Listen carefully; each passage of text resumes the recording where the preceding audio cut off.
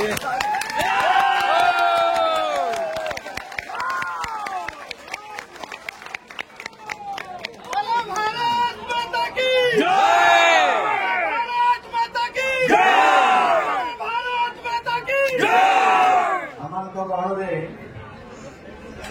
पहुंचले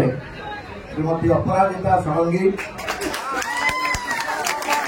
माननीय सांसद भुवनेश्वर भारतीय जनता पार्टी आगामी साधारण निर्वाचन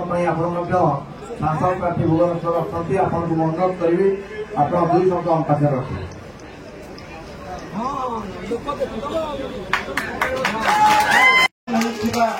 समस्त मोदी मैंने भाई मैंने शुभेच्छु समर्थक बंधुगण एवं आमर सांबादिक बंधुगण गोटे कथा मु जानी मुझे 2009 ठू 14 पर्यंत सांसद थी से समय अमरेंद्र दासंकर जगतसिंहपुर विधानसभा क्षेत्र उपरे एवं जगतसिंहपुर जिला उपरे केते प्रभाव अच्छी एसडीएम कॉलेज जगतसिंहपुर छात्र राजनीति आरंभ करी वर्ष वर्ष धरिकी सेठी जो भली भाव में छात्र नेता से सृष्टि करुले परवर्ती अवस्था से मैंने आज तांकर मूल दुआ को टाण रखिंट एवं जो घटना सब घटी ये कथा एक स्वाभिमान प्रश्न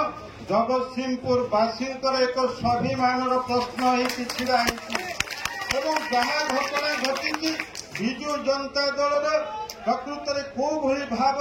गला 2019 साधारण निर्वाचन में अमरेंद्र दास को वंचित करा कथा जानी एवं वर्तमान आपण माने शपथ नहीं संकल्प नहीं भारतीय जनता पार्टी की निश्चित भाव में जितेबे एवं पारिपार्श्विक अवस्था जहाँ अच्छी समग्र जगतसिंहपुर विधानसभा क्षेत्र में